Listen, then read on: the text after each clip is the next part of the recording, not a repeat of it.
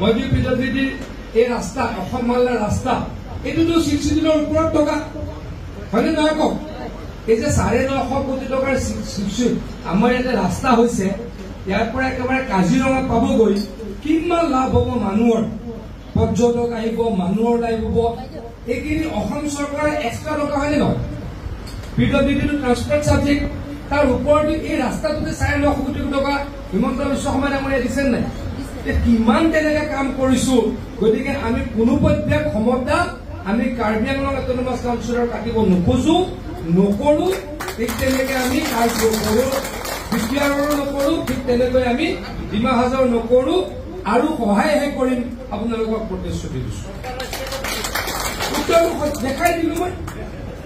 মানে আপোনালোকে কেন্দ্ৰীয় চৰকাৰৰ পৰা টকা পায় ষ্টেট গভৰ্ণমেণ্টৰ পৰা ডাইৰেক্ট টকা পায় তাৰ পাছতো আমি কাম কৰিব নালাগে লাগে নেকি কওক নিয়মটোতো নালাগে তথাপিতো মই কলো মই মন্ত্ৰী হৈ যোৱা 3 বছৰত বিটিআৰ কাৰ্বি আংলং আৰু ডিমা হাজাও 500 কোটি টকা মই ৱাটাৰ ৰিচোৰ্চৰ পৰা দিছো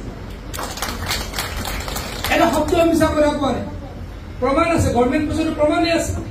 কোনোবাই আৰটি এখন মাৰিলে হ'ল যে ৱাটাৰ ৰিচোৰ্চ ডিপাৰ্টমেণ্টে যোৱা 3 বছৰত বিটিআৰ কিমান টকা দিলে এক্সট্ৰা দেই মই এক্সট্ৰা কৈছো কোনোবাই আৰটি এখন মাৰি দিলে হ'ল যে ৱাটাৰ ৰিচোৰ্চ ডিপাৰ্টমেণ্টে কাৰ্বি আংলঙত কিমান টকা দিলে ৱাটাৰ ৰিচোৰ্চ ডিপাৰ্টমেণ্টে ডিমা হাজাওত কিমান টকা দিলে গতিকে আমি আমাৰ এই অটোনমাছ ডিষ্ট্ৰিক্ট কেইখনক আমি শক্তিশালী কৰিছো নে শক্তিহীন কৰিছো কওকচোন শক্তিশালী কৰি মইতো প্ৰমাণ দিলো এটা কোনোবাই আপোনালোকে এই যে যিসকলে মিছা মিছা কথা কয় তেওঁলোকক আপোনালোকে দুটা প্ৰমাণ দিয়ক আমাৰ বিজেপিৰ চৰকাৰে কি ক্ষমতা কৰ্তন কৰিব খুজিছে মইতো উত্তৰ দিলোৱে মই প্ৰথমে কলো যে ৱাটাৰ ৰিচোৰ্চ ডিপাৰ্টমেণ্টে 500 কোটি টকা দিলে 3খন ডিষ্ট্ৰিক্ট আমাৰ অটোনমাছ ডিষ্ট্ৰিক্টক আৰু পিডব্লিউডিয়ে কিমান টকা দিছে হিচাপ নাই অন্য ডিপাৰ্টমেণ্টবিলাকেও দিছে মই যেতিয়া নগৰ উন্নয়ন ডিপাৰ্টমেণ্টৰ মন্ত্ৰী আছিলো তেতিয়াই মই আৰম্ভ কৰিছিলো আমাৰ বিটিআৰ আৰু CIDF দিছিলো আৰু অন্যান্য দিছিলো এইবিলাক দিব আচলতে নালাগে আচলতে দিব নোৱাৰো কিন্তু আমি মৰমৰ কাৰণে দিওঁ এই কাৰ্বি আংলংবাসীৰ মৰমৰ কাৰণে দিওঁ বিটিআৰবাসীৰ মৰমৰ কাৰণে দিওঁ মৰমৰ ট্ৰাইবেল ভাইসকলৰ উন্নতিৰ কাৰণে দিওঁ বা ইয়াত বসবাস কৰা লোকসকলৰ কাৰণে আৰু আমি এনেকে কাম কৰিম হিমন্ত বিশ্ব শৰ্মা ডাঙৰীয়াই এনেকে কাম কৰিব কেইজনমান মানুহে অকল মিছা মিছা কথা কৈ এনে ৰাজনীতি কৰিব অকল মিছা মিছা কথা কৈ ৰাজনীতি কৰিব প্ৰত্যেকটো ইলেকশ্যনত কয় বিজেপিয়ে বোলে কি কৰিব অটোনমাছৰ ক্ষমতা কমাব আৰে ক্ষমতা কমালো বহালো হাজাৰ কোটি টকা এক্সট্ৰা দিলো সন্মুখৰ ৰাস্তা এটা ৰাস্তাত 950 কোটি টকা কিন্তু বহালো নে কমালো কওক গতিকে এই উত্তৰবিলাক এইখিনি উত্তৰ দিব লাগিব এই যে জিআই কাঠাৰ নামৰ এগৰাকী ব্যক্তি আছে যি অকল মিছা মিছা কথা কয় কংগ্ৰেছৰ পৰা কেইদিনমানৰ আগত বিজেপিৰ পৰা আকৌ কংগ্ৰেছলৈ গ'ল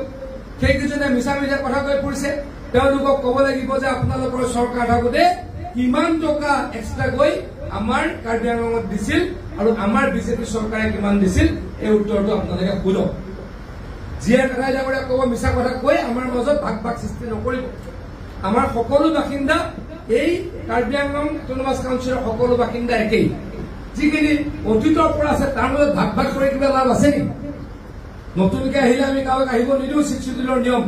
যিখিনি ইয়াতে 50 বছৰ 70 বছৰ 100 বছৰ আছে যিখিনি নিয়মৰে আছে মই অনিয়মৰে থকাখিনিৰ কথা কোৱা নাই নিয়মৰে থকা মানুহখিনিক আমি খেদিম বুলি কম আমি মাৰিম বুলি কম পিটিম বুলি কম এইটো হ'বলৈ আমি দিব পাৰো নেকি কওক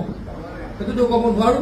গতিকে এনেকুৱা কথা কোৱা মানুহবিলাকক এইবিলাক উত্তৰ দিব লাগিব যে ৱাটাৰ ৰিচোৰ্চে এক্সট্ৰা টকা দিয়ে পিডব্লিউডিয়ে এক্সট্ৰা টকা দিয়ে অন্য ডিপাৰ্টমেণ্টে এক্সট্ৰা টকা দিয়ে আমি কাৰ্বি আংলঙক